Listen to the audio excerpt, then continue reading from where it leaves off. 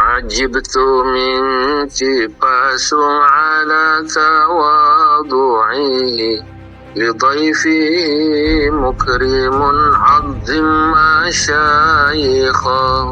Dalam sejarah Nahdlatul Ulama, Pondok Pesantren Cipasung menyimpan cerita sakral.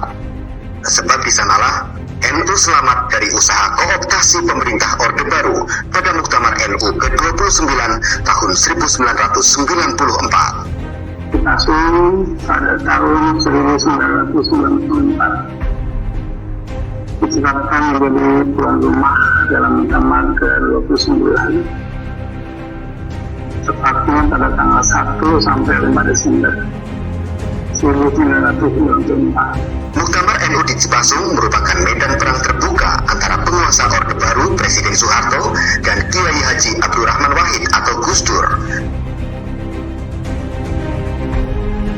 Ya, puncak Gus Dur sebagai tokoh oposisi pada masa Orde Baru itu ya pada Muktamar Cipasung itu. Era Gus Dur membentuk NU ya menjadi ormas yang sekarang dihormati itu ya terbentuk pada era-era itu. Kala itu, Gus Dur merupakan sentrum kelompok oposisi terhadap pemerintah Soeharto. Gus Dur aktif terlibat di forum demokrasi dan kerap melayangkan kritik tajam kepada pemerintah Soeharto. Usaha Gus Dur dalam memperjuangkan demokrasi dan kemanusiaan mendapat pengakuan di mata dunia. Pada tahun 1993, Gus Dur menerima penghargaan internasional Ramon Magsaysay Award di Manila yang setara dengan Nobel Perdamaian.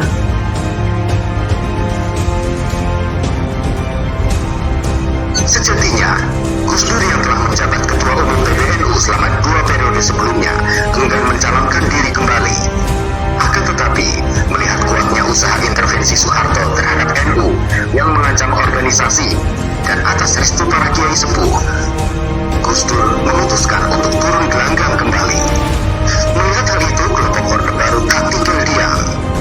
Sejumlah propaganda yang mendiskreditkan Gus Dur makin deras dilancarkan, seperti bunyi-bunyian asal bukan Gus Dur atau ABG makin kencang disuarakan untuk menghadang laju Gus Dur sekaligus memecah kekuatan NU.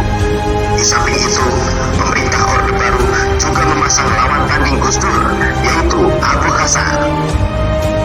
Strategi ini ditempuh oleh Soeharto dalam upaya mengendalikan seluruh kekuatan masyarakat sipil di Indonesia, termasuk kelompok Islam, tak terkecuali Nahdlatul Ulama. Hari Muktamar tiba, tak kurang dari 1.500 personel militer telah siap di luar arena. Ratusan intel tersebar. Puluhan panser juga telah bersiaga dan berjaga ketat di lokasi muktamar. Soeharto sendiri yang telah tiba di Cipasung untuk membuka muktamar dikawal ketat oleh pejabat militer. Suasana makin tegang jelang pemungutan suara, lebih-lebih setelah memasuki putaran kedua, saat Gus Dur yang merupakan representasi dari kekuatan NU berhadapan langsung dengan Abu Hasan, representasi Soeharto.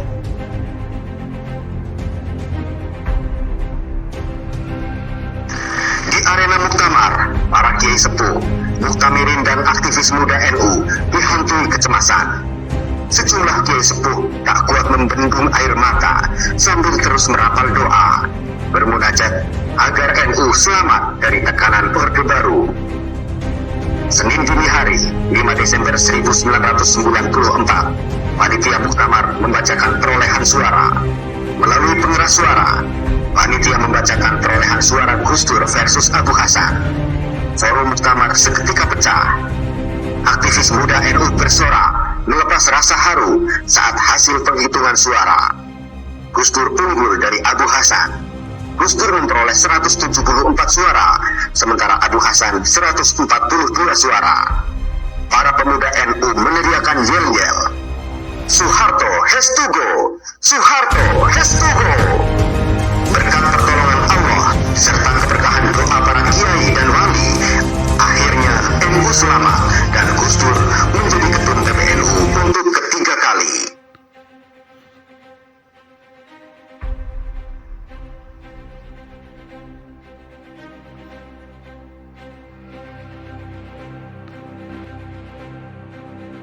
Muktamar NU dari masa ke masa. Dari Muktamar ke-29 Cipasung 1994, hingga Muktamar Lampung ke-35.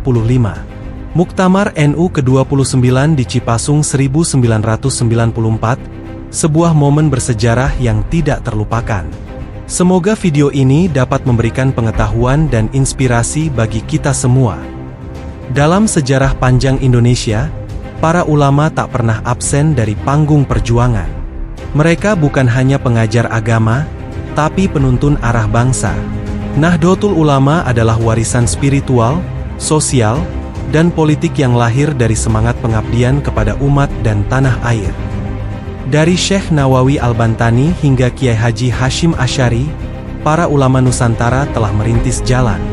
Tahun 1926, Nahdlatul Ulama didirikan untuk membendung pengaruh modernisme ekstrim dan menjaga tradisi Ahlussunnah wal Jamaah di Nusantara. Muktamar adalah forum tertinggi NU.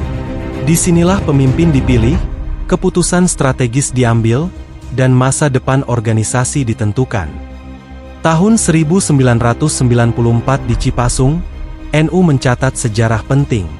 Di tengah tekanan Orde Baru, Gus Dur kembali terpilih sebagai Ketua Umum PBNU. Namun, kemenangan ini bukan sekadar soal kursi. Ini tentang mempertahankan marwah ulama dan kebebasan berorganisasi. Cipasung adalah titik balik. NU memutuskan untuk menjaga jarak dari kekuasaan politik, dan kembali menegaskan jati diri sebagai kekuatan kultural spiritual yang independen. Muktamar-muktamar berikutnya membawa warna tersendiri. Tahun 1999 dan 2004 ditandai dengan NU yang semakin matang. Namun, tidak selalu mulus. Kontestasi politik dalam tubuh NU pun memanas, seperti di Muktamar Jombang 2015, yang menghadirkan drama dan ketegangan antar faksi. Muktamar NU ke-34 di Lampung menjadi penanda baru. Proses pemilihan yang ketat, perdebatan digitalisasi organisasi, serta dorongan regenerasi di tubuh NU menjadi sorotan. Di balik itu semua, semangat untuk tetap menjaga hikmah tetap menyala. Muktamar bukan sekadar ajang pemilihan, ini adalah ruh perjuangan yang diwariskan dari generasi ke generasi. Dari Cipasung ke Lampung, satu pesan tak pernah berubah. NU harus tetap menjadi penjaga moral bangsa, dengan hikmah yang tulus dan istiqomah. Kalau kamu cinta ulama, cinta NU, dan ingin tahu sejarah Islam Nusantara lebih dalam, jangan lupa subscribe, like, dan share video ini. Mari jaga warisan ini bersama.